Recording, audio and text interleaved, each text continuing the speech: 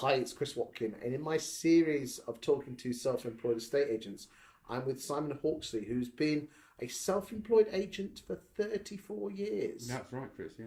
So when did you become an estate agent then? 1984. 1984. Who was that with then? Well, the brand was Taylor's, which is a part of the Countrywide group. It would have been Hambro at that time, wouldn't it? Absolutely, yeah. Okay, yeah. hold on a second. Rainbow Countrywide. You were, but they're employed, aren't they? Well, they are now, but back in the day, back in the 80s, capitalism was the big story, and you got the choice through Taylor's to actually work through a retainer system. So as a retainer, you choose what your survival rate was per month while you're just getting off the ground, whatever that figure may be. And so back in the 80s, it was probably give me 300 quid a month or something.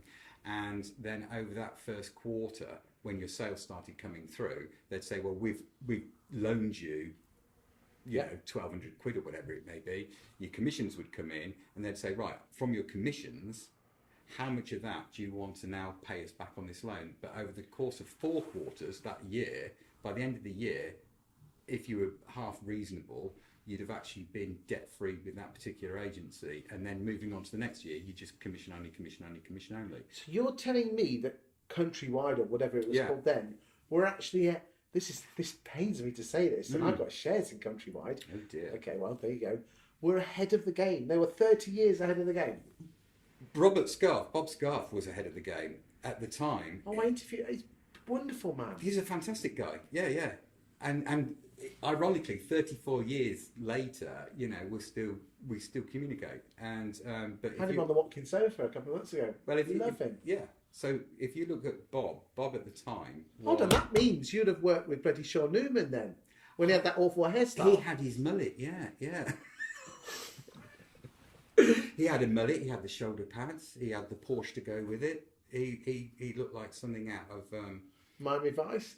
Tubbs and Crockett. He was one of those two. Yeah, going down the river. He was living the dream then. So Sean and I worked out in the same office. He's a little bit younger than me, so he was really, really, as it were, fresh out of school.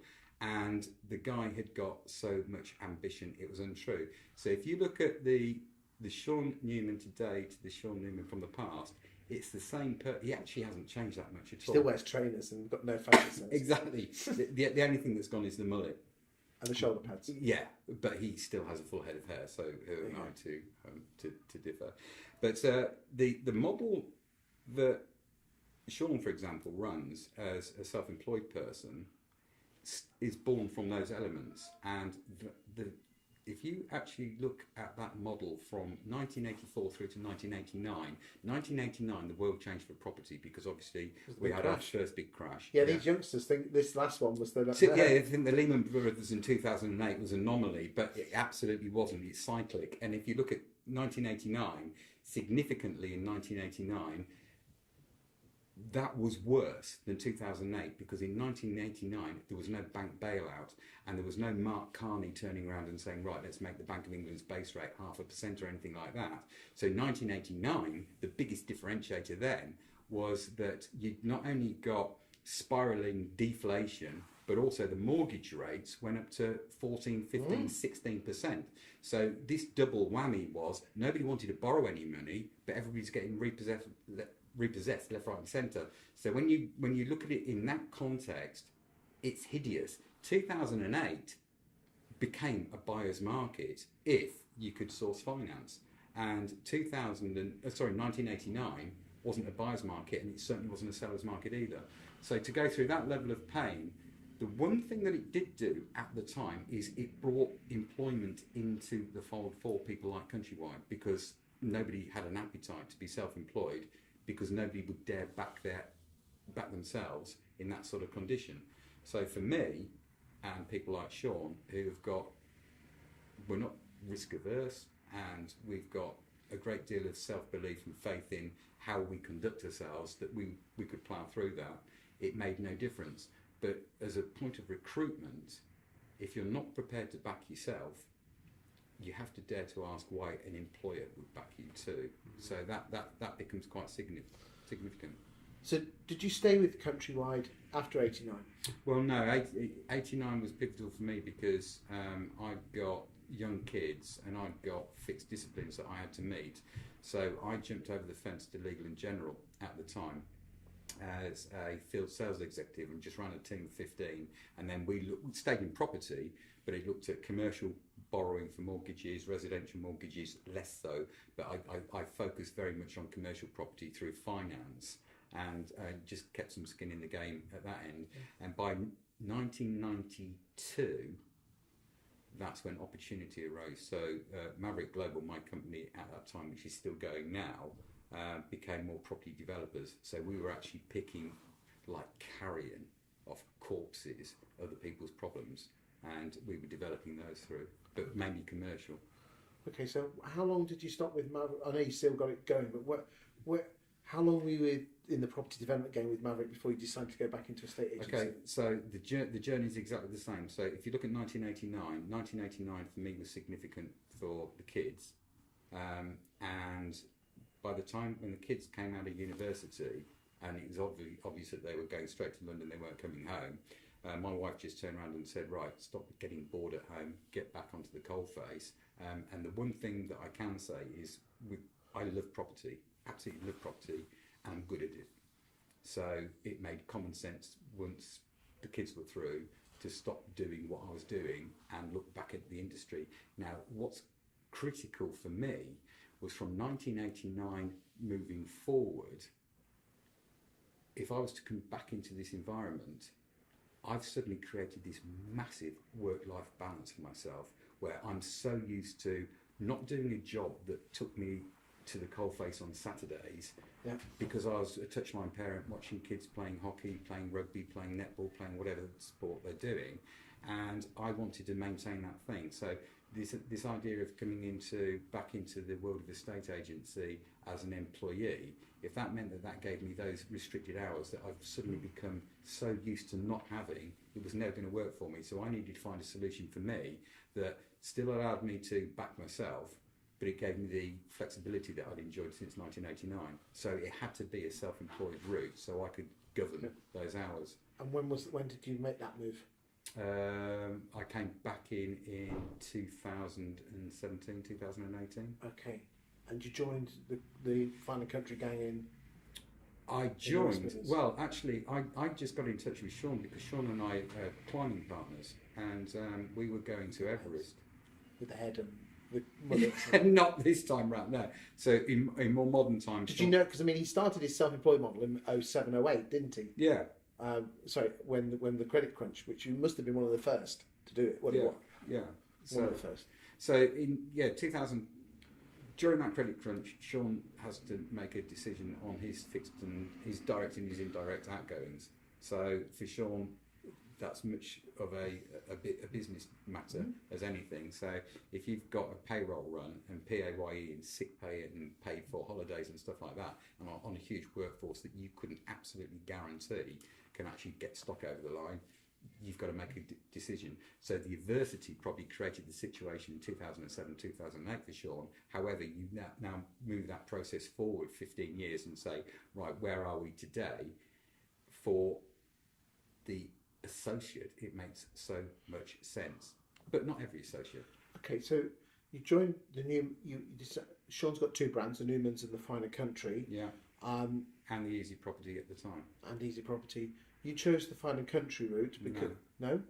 So when Sean and I went climbing, Easy Property, Fine and Country just created this Easy Property thing, and they were very keen to see if they could actually have a hybrid arm to their upper tier thing. So I came in as the regional sales director for Easy Property for a year. How did that go? It was a really interesting experience, and I learnt so much. And obviously, you know Adam Day very well. So Adam and I were on the phone, a couple of times a week, and I think he's an absolutely smashing guy. I've got a lot of time for him. He helped me, but over the course of the year, the one thing that I did learn is that the online hybrid agents, the actual agents themselves, are the perception from the public understates their ability, for starters. Their cost for transaction means that they go bust. So I've got a sales force of plus 20 agents at any given time, and over the course of that 12 months, they left for the wrong reasons. They left because they ran out of money trying. And if you look at the way that transactional cost works, when you're charging peanuts, but you're expecting like a fine and country service, the two ends don't meet. So all I've got was a bunch of very busy fools earning something close to nothing, and that were really, really experienced agents, and they're very, very well-meaning, but it was actually the product cost that prevented them going on. Unless they'd got monstrous market share, it was never going to work in their favour. So it got to the end of that year. My report then went back into Sean and Fine and Country to say, this isn't for me, but I don't actually think there's an industry model to be had unless something radically changes as to how you look at that transactional route. And then Sean said, what do you want to do now? And I said, I don't know, I'll go back to where I was, I guess. And he said, well, why don't you jump over to Fine and Country? So this was, what, early? So that was 2019. January. January 2019 to June 2019, I still had a duty of care. So any easy property client from North London right up to Staffordshire that was still on the books, because the public can't be the eventual fall guy for my decision. So I still chaperone those people over the line. Once they were over the line, so that takes you through to June. Then from June to the end of the year, it was just wholly Fine and Country. So there was a halfway house while I was shepherding at one stage in Fine and Country. So which part of the country do you focus your attention now with your Fine and Country brand? With Fine and Country, I'm slightly allied to the Rugby branch office. So if you looked at their geographic area, you'd say that's the patch that I predominantly deal with. But I'm also, at the moment, very much developing buyer journeys. So I brokered a property in New York during December. I was talking to a guy in Scotland the other day. So you're both a buyer's agent and a normal seller's estate agent. You have a certain style and flair with regard to the way you present yourself, the way you present properties. Have you been curtailed back? Because let's be frank, if you were anywhere else, I think you would have been curtailed, especially with a corporate, with this flamboyance with regard to the way you market and portray yourself. To be honest, no. I haven't been curtailed at all. But significantly, if you're self-employed is a double status. It's a tax status only. It makes no difference. You can be a branch manager and be self-employed. It's just a tax status. But it's also a state of mind. And that state of mind for me means that I look at myself as freelance, but I also look at how vital it is for me to build a brand around myself. So if you want to try and create your own individual identity, then somewhere along the line you've got to stand out from the crowd and find out what that USP is. So my USP is on many different levels. Because not just the Fine and Country brand, because someone could do what you do without the Fine and Country brand. Oh, absolutely. And the thing that's most significant is that if there's an estate agent that's watching this and they're thinking, what do I do? The first thing that they've got to do is actually look at the ship that they're sailing in at the moment. So if, as an employee or self-employed, if they are curtailed and said, right, okay, fine, it doesn't matter about the tax status, but this is what that process looks like. If that process doesn't suit, then question whether you're the right person. When you're working alongside these guys, or the people that I work alongside, they're saying your own brand identity is absolutely essential. As important as the almost. It's more important. It's you. You've just got a coat of credibility with the Fine and Country brand. Yeah, exactly that. And the way that I look at Fine and Country is not an estate agent. It is absolutely not an estate agent. Fine and Country is simply a marketing outlet. It is a brand. It's a point of marketing. I am an estate agent. They are a marketing tool for me. Now, when you do your videos, which again have a certain panache and style, is that you trying to be different, or is that you as a person? I think it's both. And I think I've got contacts and connections, and in my Maverick Global journeys, I had the great fortune to be able to observe how TV production goes and how they do what they do, and all I've tried to do is simulate that and say, well, okay, there is a very, very strict and stringent process that these guys use to put little shows together. So I thought, well, if I can use that, and then as long as each storytelling is slightly different, then there's an audience appetite. It doesn't come across samey. So one thing I do notice with the industry in general is, at the moment, it is tripod, iPhone, house for sale in the background, narration at the front. At least they're doing it. They're doing it, which is great. Because not many people are doing it. Those who are doing it can have the capacity, if they've got the confidence to get in front of the camera, which is the big one. Once they're over that hurdle, the next thing they need to do really, I think, is look at TV adverts and say, right, okay, how do you get the best out of 30 seconds? You're absolutely right. And, just so when you do start doing your videos, guys and girls, learn, and what you end up doing is watching the TV with the sound off to see where they pan the shots. Homes Under the Hammer. Do you know what? I can't even watch anything on the television. It doesn't matter what it is. Sherlock Holmes series, I'm commentating to my wife in the background. Have you noticed what curtains they're using, or the backdrop, or so on and so forth? I start looking at the lighting. How long does it stay on something? I'll end up boring myself shitless over a TV show, turning around and thinking, right, they stayed on that 2 seconds before they. And what are they using for cut throughs? How do they use one room to the next to alter the shot and stuff like that? I'm thinking, I'm going to use that on my next thing. Well, okay, so that seems like a lot of effort, and if you don't mind me saying, your videos are truly exceptional, and I've learned so much from them. Oh, thank you. And I mean that. They really are amazing. I'm not just saying that. What has that done for your business? It's, for brand Simon, it's been great. And it's quite interesting that my chairman, whenever he's in my company, he'll say, oh, by the way, you came up in a dinner party the other day. Tell Simon Hawkesley when you see him next, we love his videos. So I find it quite... Can't buy that, can you? You can't. But the thing that's amazing is, whether it's on Facebook or LinkedIn or Instagram or whatever social media it is, I find it interesting that a lot of people get obsessed about the amount of likes they get.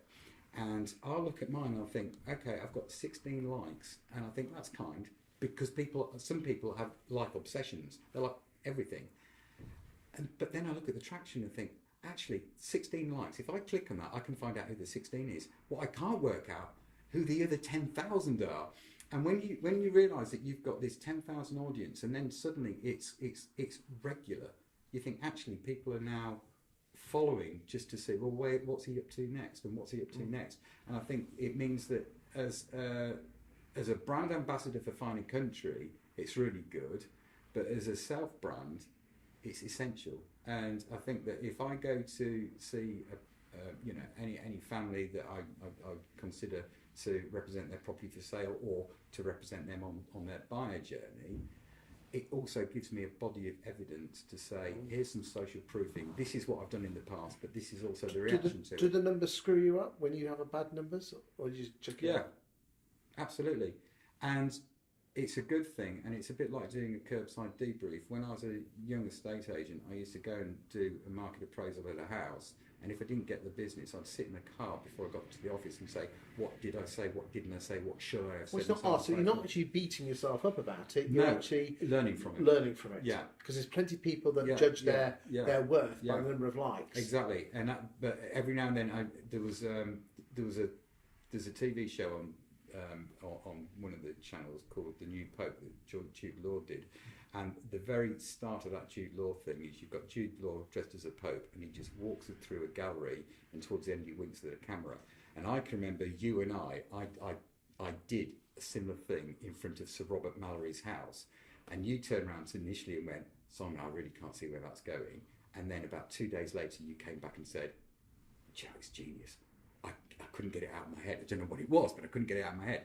And I like the idea that if you put stuff out that's slightly Marmite, that some people go, that's atrocious, or that's brilliant. At least it was I don't care, because it's the Phineas Barnum thing that all news is good news, whether it's good or bad news. They're talking about it. I've been doing some training this morning at Newman's, and I basically said to them, you can't be vanilla. You can't please all the people all the time.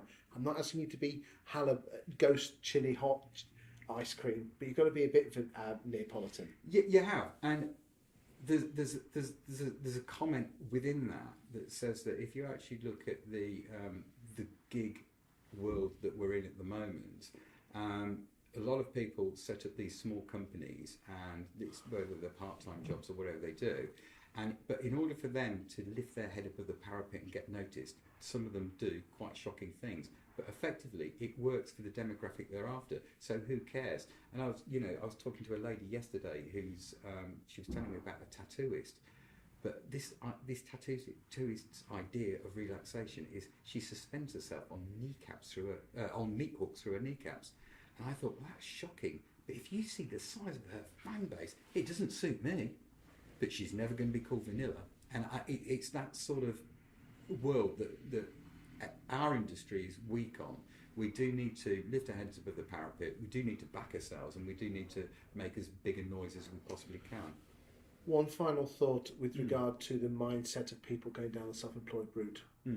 Because you must have seen people come through this door who weren't here 3 months, 4 months later. Yeah. What would you say to the people who...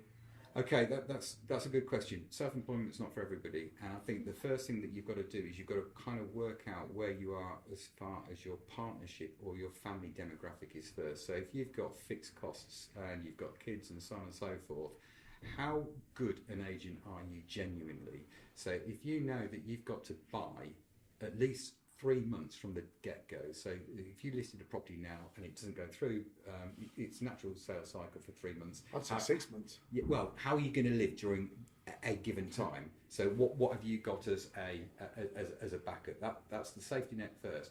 The second thing is self-employment only really suits an entrepreneur, somebody that does have a great deal of self-belief, but also somebody that wants to actually build a brand around themselves. And if they've got those sort of merits, it doesn't matter whether it's our industry or any industry, that is a wise choice. For me, it's a simple choice because it's always been about work-life balance. And I like the idea that in my mindset, I can choose to take a day off, I can choose to not work from an office, and so on and so forth. I also am very mindful that with my audience, if I exploited my self-employed status and decided to take as much time off, every time a big sale went through, I'd take a month off, I'm unreliable to other clients in a pipeline. So another thing that's significant as a point of commitment is to turn around to my clients and involve them in that side of my journey. So I do, every house that I represented in 2019, I sold in 2019 and gave myself Christmas off, but not on their time, on my time. One final question. How happy are you at the moment? Delighted. I'm in just the best place imaginable. 2020, this next decade going forward, is super significant for me because 2020 becomes a time of reinvention, and I look at the world of prop tech and AI and what's happening for our industry now moving forward.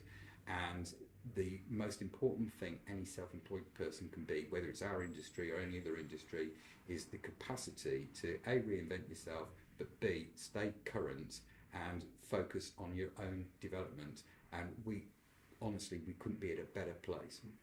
Thank you very much. You're welcome, sir.